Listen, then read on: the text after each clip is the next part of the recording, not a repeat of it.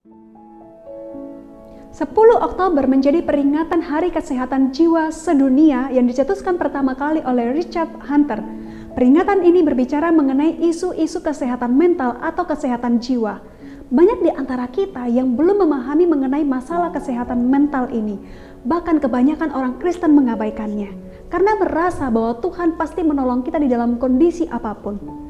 Banyak anak-anak remaja atau anak-anak muda yang mengeluhkan kondisi mereka di mana orang tua mereka selalu menekankan mereka untuk gak boleh stres sama sekali. Pertanyaannya, apakah memang benar bahwa orang-orang Kristen itu gak boleh stres? Padahal banyak juga di antara kita yang mengalami stres, bahkan pemimpin agama sekalipun. Banyak di antara kita yang selalu berkata bahwa orang-orang stres itu adalah orang-orang yang tidak mengandalkan Tuhan. Sehingga kita selalu berkata, kamu harus banyak berdoa, baca Alkitab, berpuasa. Kalau orang stres aja, kita selalu berkata bahwa mereka tidak mengandalkan Tuhan. Lalu bagaimana dengan mereka yang mengalami penyakit gangguan jiwa? Seringkali kita merasa bahwa mereka adalah orang-orang yang tidak mengandalkan Tuhan. Padahal kalau kita menyadari, orang-orang yang mengalami gangguan mental atau gangguan jiwa ini adalah orang-orang yang tidak menginginkan kondisi yang demikian.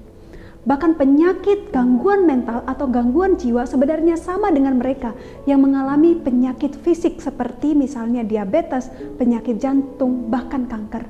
Mereka adalah orang-orang yang membutuhkan pendampingan, bahkan mereka adalah orang-orang yang membutuhkan pertolongan kita.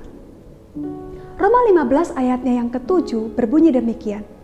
Sebab itu terimalah satu akan yang lain sama seperti Kristus telah menerima kita untuk kemuliaan Allah.